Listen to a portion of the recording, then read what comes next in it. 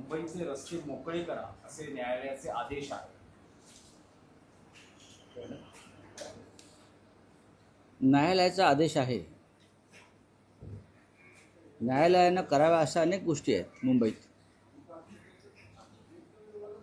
जे मराठा आंदोलक आहेत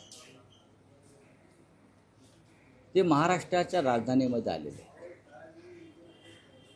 नक्की शिस्त पाळली पाहिजे. न्यायालयाच्या किंवा सरकारच्या एकंदरीत चौकटीमध्ये आंदोलन करणं गरजेचं आहे, हे न्यायालयाचं म्हणणं योग्य आहे. पण प्रश्न इतकाच आहे की हे सगळे मराठी बांधव आहेत आणि ते महाराष्ट्राच्या राजधानीमध्ये आलेले. ते घुसखोर आहेत का? ते घुसखोर नाही आहेत. ते उपरे आहेत का? ते उपरे नाही आहे. ते परप्रांतीय आहेत का?